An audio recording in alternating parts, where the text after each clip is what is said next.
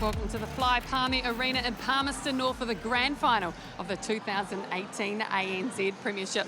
And we knew this one was going to be good, but you couldn't have scripted the Steel coming from behind to win after they were down by 7, to win by 1. Wow. Yeah, wow, really. I mean, I think everyone in the stadium is still stunned. What an amazing send-off that the Steel have given their captain and long-term servant of the game, Wendy Frew. The pulse, my lord, they were up the whole game with 24 seconds to go. The Steel got to the front. That tip that Tahuinga Selby-Rickett did then, incredible. At a critical moment, she hadn't done much for the whole game, to be fair, but boy, she came out and stood up when her team needed her. And as a result, yep, the Steel back-to-back winners. That's the thing. Why is this franchise so good at winning the critical ones? They've done it year on, year out through so many seasons. And as you spoke about then, Tahuinga Selby-Rickett, so many times in critical matches she's come away with the ball, as had this lady here, Wendy Frew. A storybook ending on her career.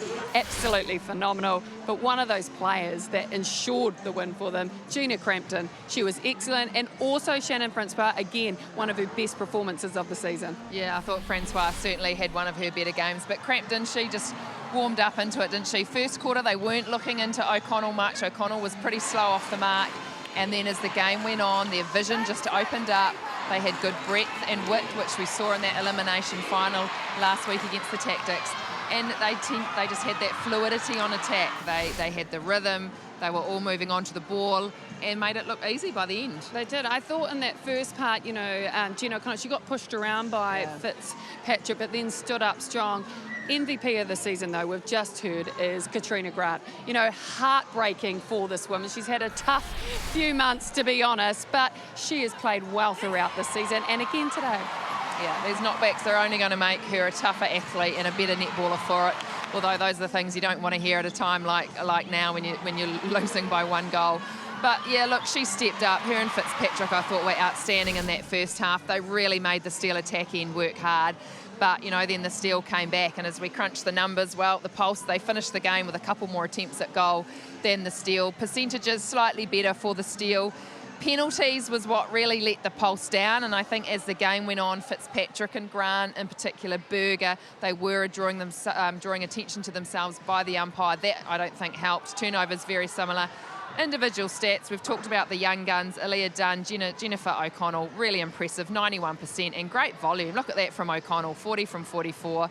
Ecanacio, not amazing stats at 68, but her ability to work that ball in that circle with Dunn was exceptional, and Pia Selby-Rickett pretty consistent on 78. Yeah, no, it was an awesome match. You know, at one point there was 11 goals in it. The Pulse were up by 11, but if any side was going to come back, it was going to be the Steel side. And as we said, what a fairy tale ending for Wendy Frew. It's a massive week for netball, though. Silver Ferns to be selected, and a coach to be named. So much. Stay in tune to all that netball news coming. But for today, the champions for 2018, the Southern Steel.